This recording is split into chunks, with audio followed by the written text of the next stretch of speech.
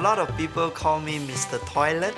I'm really proud when I hear that because it gives an identity to the work that I do. 40% of the world population still do not have access to a simple toilet. Shit is like fire. If you manage properly, the fire can cook your meal. If you don't manage it, it burns down your house. If you manage shit, it becomes a fertilizer. If you don't manage it, it kills you. About 90% of all the surface water in India are contaminated by feces. 1.5 million children under 5 a year in the world die unnecessarily. You have to have clean water, you have to have safe sanitation. A rich man staying next to a slum. The flies doesn't know a poor man from a rich man. So the rich man is probably eating the shit of the poor man. You better help them get toilets or you will eat their shit. Think about it. We are hosting the World Toilet Summit. This has been an international event every year since 2001. The people say, why should I use a toilet? It's fresh air outside. I can chit-chat with my friend while I'm squatting there. Our big breakthrough will happen when we look at the poor as if they are customer. When we have to sell them products that are very beautiful and sexy. Once this becomes object of desire, if you don't have, you're not keeping up with the Jonases. We want toilets to become a status symbol for the poor so that they feel proud to own a toilet. Just like a Louis Vuitton handbag. Oh, really? We are actually breaking the taboo on sanitation in the global news. World Toilet Day is 19 November every year. We have the big squad. We are protesting the plight of the 2.5 billion people that still do not have access to a toilet. The fact is, I think about toilet every moment. A life is only 80 years. I'm 52. If I'm going to spend 28 years consuming ostentatiously just to have a diamond watch that I can't read the time because it's too sparkling, it makes no sense. Doing social work that is creating some impact, I think it's better to die like that. I think we can see the day that everybody on planet Earth will have access to clean toilets any day, anytime.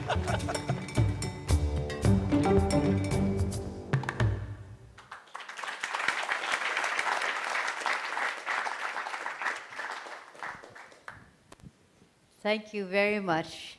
I think the little video clip has done a wonderful job of breaking the taboo for this panel in terms of focusing on shit. It will be a shitty panel. We have three great speakers. I worked on the issue of toilet sanitation during the UN decade for water and sanitation in the 80s and 90s, so I've had the delight of working with Sheila and of course heard of Mr. Toilet. The toilets are actually very, very serious business. It's a basic human need, it's a basic human right, and each one of us who haven't had access to a toilet in time of need, the priorities shift very quickly. Toilets are an asset, but they're also very deeply embedded in culture and social context and ecology. I worked in the Maldives Islands and in rural Botswana, designing toilets that people would actually use. In Maldives Islands, for example, which has a very very high water table, a normal flush toilet actually destroys the ecology, and the fecal coliform go directly into the water. So a flush toilet being supported by UNICEF was actually destroying the environment. So the challenge as an anthropologist was, what's the kind of toilet that people will use in a culture in which people have never been in a tight space? So the traditional toilets, or the flush toilets in cubicles, were seen as vertical coffins, which nobody would use. Finally, a big issue in the whole area of access to clean toilets, so they're very important gender issues. I'm sure you've seen in the newspaper reference to Anita Bai in Madhya Pradesh, who, when she got married to a daily wage laborer and went to her house after marriage, saw that there was no toilet and had the courage to say no. And she left and went back to her own village. And this man fortunately went to the panchayat leader, and there was a government program to provide toilets that had not been used, so there are huge issues of governance as well. And within 14 days, he'd built a toilet, and Anita came back. She is now celebrated by Sulabh International, and yesterday in the Financial Express, she was at a conference with the Minister of Rural Development. So we need heroes in this whole area of toilets. It's with great pleasure now that I invite our speakers to share their wisdom and knowledge with us. And the first is very simply, starting with you, Jack, why toilets? Well, people have to go to the toilet. If you can't go to the toilet, nothing else is interesting anymore. And the fact that if I were to ask the audience how many times they eat a day, they know. But if I ask them how many times they visit the toilet every day, they don't know. So this will be the first moment in their life that they are counting. So it simply proves that they don't think about the subject. And we're talking about the converted here. So what about the people outside? When you don't talk about something, you cannot improve.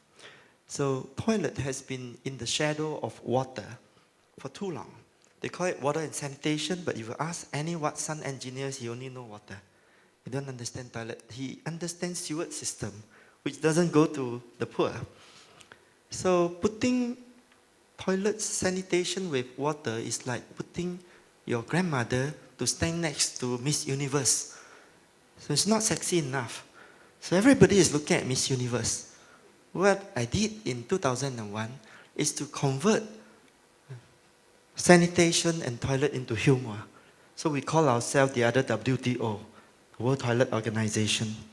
We played a pun on World Trade Organization, and we took a risk that if hopefully they don't sue us, and the media will write a lot about us, and then the sanitation agenda will come up, and then if they sue us, it will be even better. The media will write even more. So in this case, there's no downside, because the only downside is they tell us don't use the name, and we change it to another pun that will maybe attract another controversy. So the whole idea is to get people to talk about it, and now we have a lot of success. 19 November is World Toilet Day, is celebrated all over the world. Last year we reached 1 billion people. Now we are more, during the 2 weeks period in 19 November, before and after, we are more popular than Justin Bieber.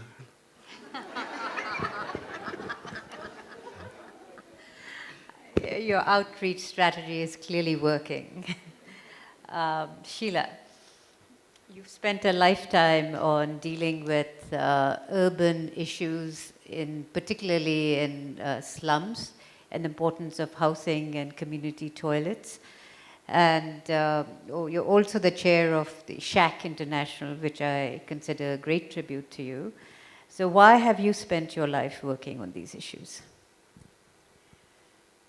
Just to continue with your humor, those of us who know stories about Akbar and Birbal, I don't know how many of you know the story about Sabse Bada Sukh. So there's a story where Akbar asks Birbal, which is the greatest happiness? And Birbal said, shitting. And everybody in the court made fun of them. And in a room like this, Birbal shut the door after a grand feast and wouldn't let anybody go to the toilet. And at the end of the day, everybody conceded that it was Sabse Bada Sukh. So my work is mainly in urban areas, and my organization Spark works mainly to support community entrepreneurship. You all talk about entrepreneurship of foundations, of professionals, of NGOs. My organization seeks to bring out the qualities of entrepreneurship in poor people to stop behaving like beneficiaries and welfare takers into people who want to take charge of their own destinies and seek accountability from their own constituency and that of the state. And there is nothing which is more powerful than bringing women's networks to address the issue of sanitation bottom up. In cities, women and children face this crisis more than anybody else. And we have supply situations where cities, and all of us as people who live in cities, have forgotten that between 15 to 60% of our cities live in slums, which have no access to any form of sewage and drainage, and there is open defecation. And like Jack said, it affects all of us.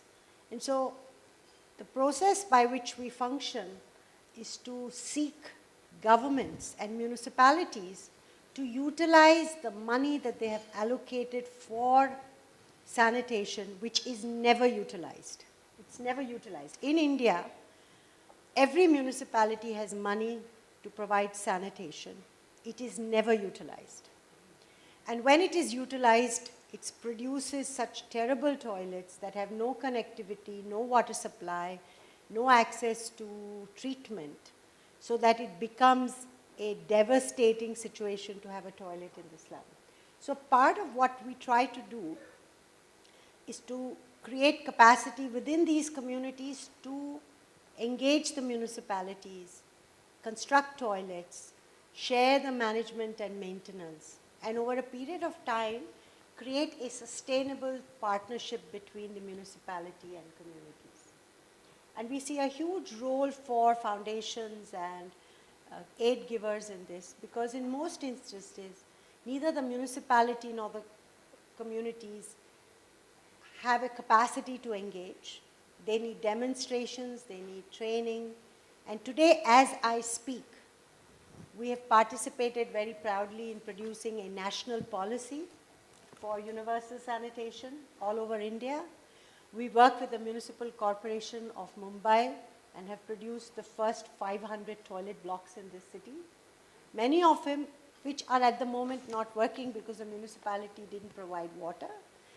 We also have political problems where communities find that assets, even toilets, when they work, are taken over by local politicians who then fight with other politicians for it.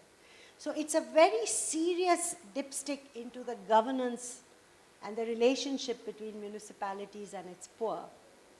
And the World Bank and its water and sanitation program have done amazing studies that show that lack of sanitation can reduce your GDP by 2%, which is substantial. So I'd really like to find out how the people who are investing in philanthropy are going to look at this subject. Thank you. Thank you, Sheila. Sorry to give you such a long answer. Rati Forbes, you have her CV in the handouts, is the Director of Human Resources and also has been involved in many, many forms of giving. Rati, your take on sanitation and toilets. So to take the bit of humor further, I have to say that when Deval asked me to be on this panel, I said I really did not have any kind of technical knowledge about this area. Really, I'm in the potty training stage. But I have a personal huge passion, if you want to call it, for making a difference and making some sort of change in this area, at least to start with in the areas that we work in. So our company foundation is quite a new one, but I have worked previously for the last maybe 20 years in areas of education and in healthcare in our city, in and around Pune. And this all started, or my interest started, because we have a very large reading learning program in our municipal schools, in about 100 schools in Pune.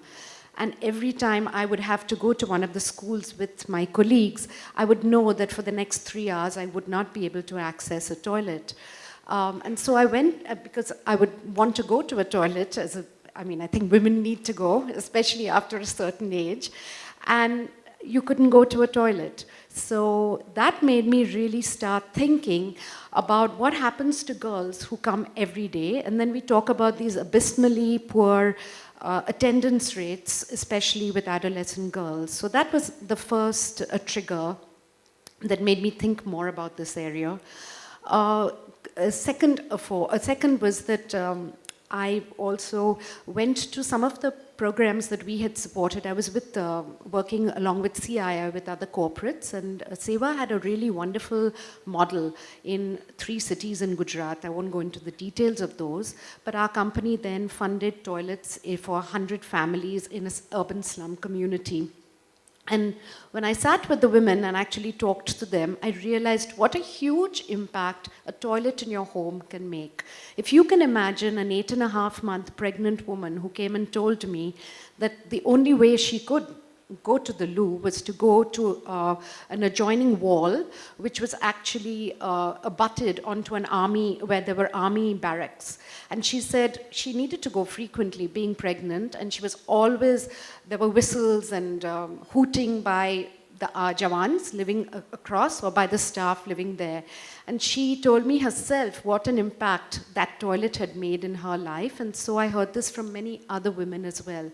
And this has really made me understand and realize that we need to do something as philanthropists. And just one last word on this, with your permission. So I was looking around for a while. What could we do as a small foundation as to what could we do on all of this?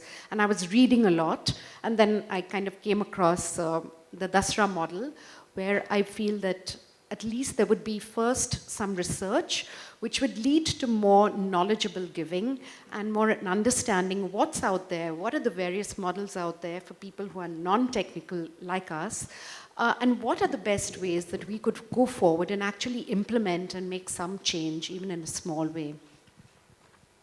Thank you. I think we all know that the context, the rural-urban context, is very different. In cities, there's a huge premium on land. In rural areas, it's a bit easier. Space is not such a huge issue. You've all been working in this, both of you particularly have been working in this area for a long time. Of all the strategies that you've used, bottom up, top down, bottom meeting the top, top meeting the bottom, can you talk about one or two ideas or approaches that you think were breakthroughs in your work or in other people's work that you adopted? Yeah, the way we solve sanitation problem, you have to first create ownership of the toilet. Just like in the slum, if you don't have an owner, it turns ori very quickly, and then nobody will use it, and when they use it, their behavior is terrible. So when you donate toilets, sometimes the house owner think, oh, I'm going to get a new storeroom. And the donated toilet become a storeroom, they become a new kitchen,